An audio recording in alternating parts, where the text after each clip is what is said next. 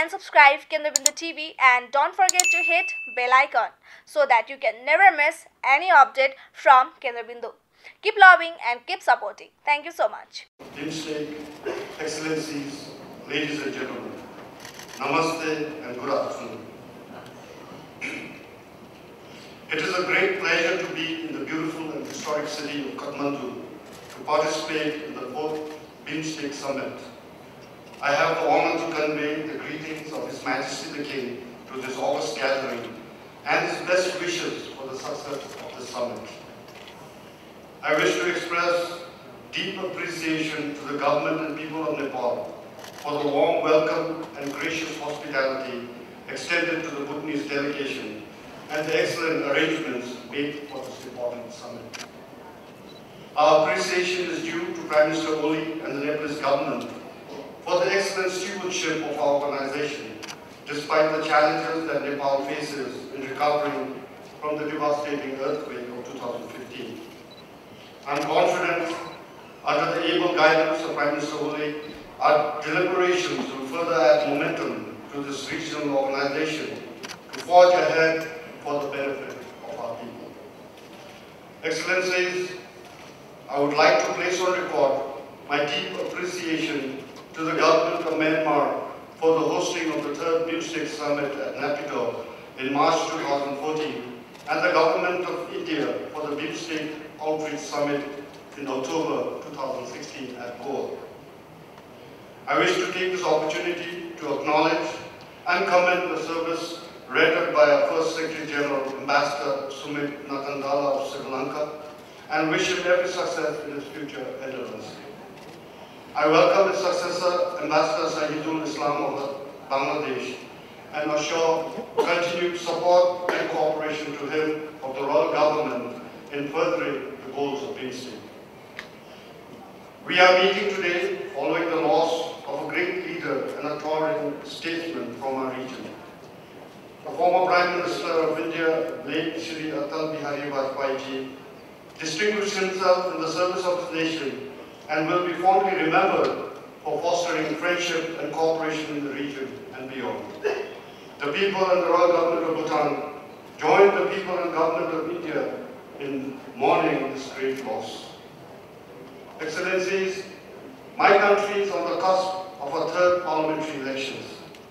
The 2nd democratically elected government successfully completed its 5-year term on 1st of August 2018. In accordance with our constitution, a new government has to be elected and formed within a period of 90 days after dissolution of the National Assembly. The next elected government will be formed and in place by the end of October this year. Elections for the National Council were successfully completed earlier in June this year. The people of Bhutan are indeed looking forward to participate in the upcoming elections. The successful conduct of the 3rd parliamentary elections will be yet another milestone following the introduction of parliamentary democracy in Bhutan. Under the guidance of His Majesty the King, democracy in Bhutan has been established on a sound foundation and is fulfilling the aspirations of the people. Culture and values of inclusive and intelligent democracy with constructive deliberations for the good of the nation are vigorously pursued. A free, vibrant and responsible media is playing an important role in Bhutan's democracy. More importantly, the people of Bhutan, having embraced democracy, albeit reluctantly, are playing the rightful role in choosing a government that best serves the interests of the nation and the people. It is therefore a matter of pride for every Bhutanese that the state of our young democracy is robust, and we are firmly committed towards further strengthening the core, structural, and supporting values and principles of the Constitution as envisioned by our beloved monarchs. Excellencies, during the period from the dissolution of the previous government to the formation of the next elected government, our Constitution provides for an interim government led by the Chief Justice of Bhutan as the Chief Advisor and assisted by advisors who are appointed by the throne to ensure the conduct of free, fair and credible elections. The interim government is mandated only to carry out the routine functions of the government and not entitled to take policy decisions or enter into any agreement with foreign governments or organizations. Nevertheless, in view of our commitment to BIMSTEC and not desiring to cause further delay to the hosting of this very important summit meeting, I have the privilege and pleasure to represent the interim government of Bhutan at the 4th BIMSTEC Summit in Kathmandu. In this regard, I wish to express my delegation's deep appreciation for the spirit of understanding and accommodation that our member countries led by Nepal have shown, that has enabled us to participate in the summit on an ad referendum basis. My delegation welcomes the theme of the summit towards a peaceful, prosperous, and sustainable Bay of Bengal region.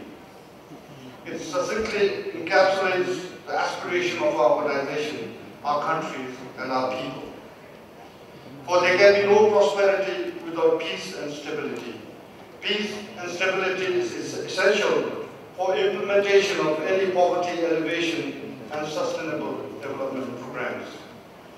It is also in harmony with the Global 2030 Agenda for Sustainable Development and Bhutan's own national development strategy based on the philosophy of gross national happiness, that is, development with values. In a highly interconnected and globalized world, robust partnership and collaboration within and amongst countries and regions are imperative for bringing about dividend from shared peace and prosperity. BIMSTEC provides a unique platform for countries around the rim of the Bay of Bengal to work together in realizing a national and collective aspiration for the benefit of our 1.5 billion people, constituting 22% of the global population. Last year, BIMSTEC marked its 20th anniversary. Like in many other BIMSTEC countries, we in Bhutan also celebrated and commemorated this important milestone in a befitting manner. Our organization has indeed come a long way since its formation in 1997 with the Bangkok Declaration.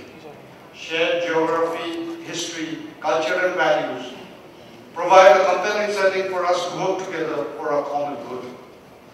During the last 2 decades, our collective efforts have led to positive outcomes in political, economic, social and cultural spheres.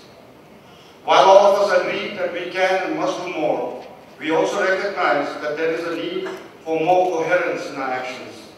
In this context, Bhutan welcomes the steps being initiated to review and rationalize our institutional mechanisms and areas of cooperation on the basis of lessons learned. Excellencies, for peace and prosperity in our region, it is my belief the following may merit a collective consideration as priority areas for regional cooperation.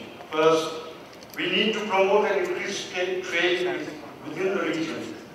The level of intra-BIMSTEC trade remains dishearteningly low, and the full potential of inter-regional trade remains yet to be fully tapped.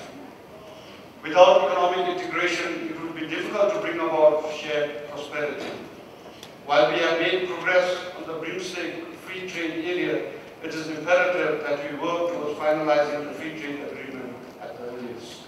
Second, we must promote regional digital connectivity. A strong network of digital connectivity and data democratization, that is, data which is accurate, reliable, and updated real time, would enable easy access to information and diverse markets to promote greater trade, investment, and better people-to-people contacts. Strong digital connectivity would naturally help our countries prosper and fulfill important national goals. For a landlocked country like Bhutan, efficient, effective, and reliable digital connectivity has become an important prerequisite to economic growth.